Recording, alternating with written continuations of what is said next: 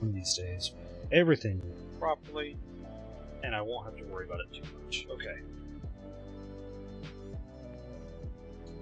Let's get this devotion.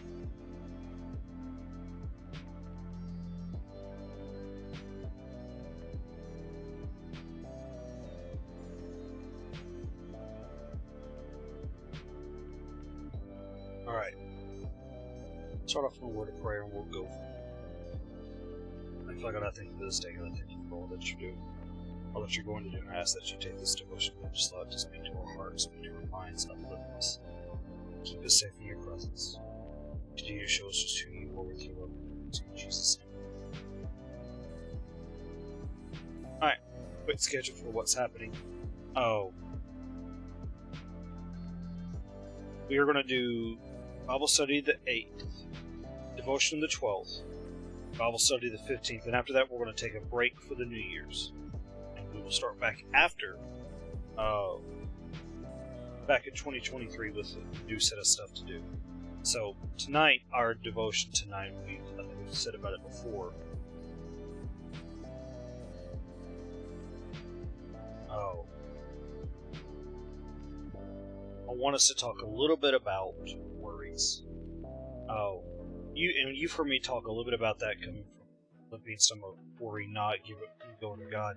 But I also want to point out there's another reason why we ought to give God our worries. It's the simple fact that He cares. God cares about our worries. God cares about us. God cares about how we handle things and how we do things. And I want to make sure that we understand that. Because sometimes we can get in our head that, well, we're not worthy, or God doesn't care, else He would do these different things for us. But that's not exactly always the case.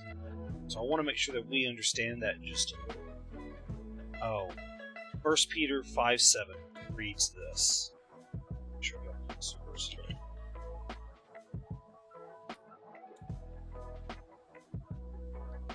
It says, "Casting all your care upon Him, He careth for you." Well, that sounds like it's not the whole verse. You're right, but let's take a look at it in context then. 1 Peter 5:6-7 reads this. "Humble yourselves, therefore, under the mighty hand of God, that He may exalt you in due time. And in doing so, casting all your care upon Him, He careth for you." Be humble. Let God step into this so that He may exalt you because He cares about you.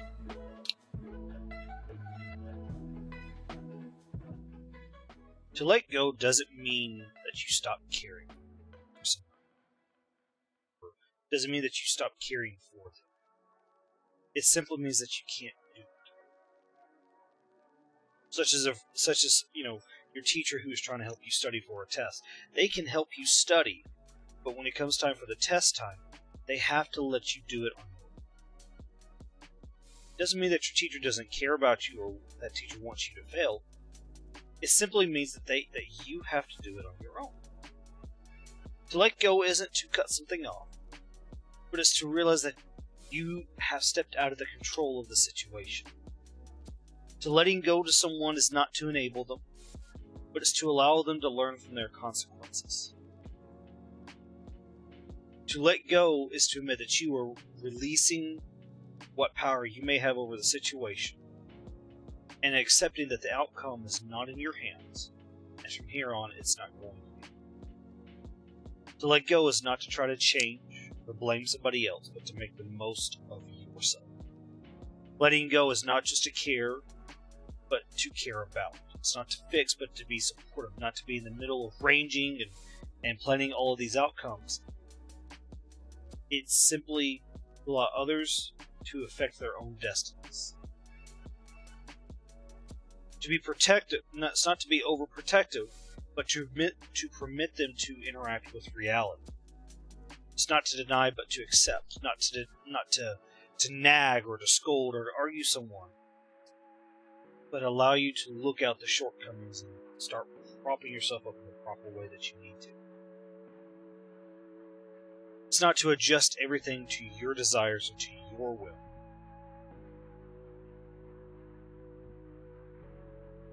But it's allowing you the ability to cherish the fact that someone else is stepping forward, stepping up.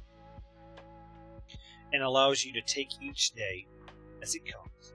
Allows you to cherish it, not to criticize or to regulate, but to try to become what you have dreamed yourself to be. It's not to regret what has happened in the past, but to learn and to grow from it in the present, so that your future may be successful. The more that we try to hold on to our time right now, the more we try to hold on to the present and we try to control it with our thoughts, with our ideas, with our regulations, the more that we take away from God's control. And I want to put it to you this way. We are a very finite group. Humans are finite in control and our ability to control. And sometimes the more we try to control a situation, the more it tends to come back on us. And that's never the case. That's never what we want to do. So instead, how about just letting go for it? Maybe this week you've been holding on to some guilt that you need to let go. Some pain that you gotta let go. Some anger, some bitterness.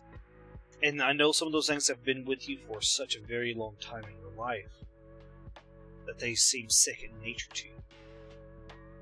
But maybe it's time for you to once to let go of those things and just see what God can do in the absence of those things. We're getting ready at our church to do a time of fasting.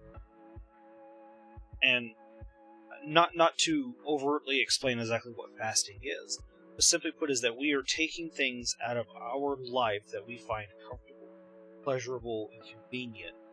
We are replacing it with the time that we give to God so that He can step in and control the situation. We want God to do these great things and to do these great miracles, but we want to be in control of how He does it.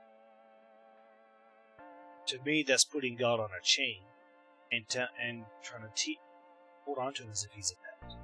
Can't do that. Never have been able to. So, my prayer for you guys tonight is simply this. Lord, help me. Because I really do struggle in letting you go. I struggle in letting go of control. I struggle in letting go of how I want to do things. Letting go of my anger, bitterness, the guiltiness, frustration, the shame. Lord, I ask you today that you help me with it. And to help me take the negative things that I've been holding on to for so much and you open my hand to release them. And to realize that those things have held me back and they hold me back. And so that with these open hands, Lord, that you teach me how to turn to the positive things. That through your help, that I can become confident. That I can become bold. That I can become proactive. That I can be made whole through you. Lord, you can perform the miraculous. You can do the supernatural. And Lord, I ask that you use me. And I ask that you show me just what it is that you can do. So that I may stand faithfully and proclaim your lordship, your sovereignty. All these things I pray in Jesus' name. Thursday night, Bible study 8:30. See you there.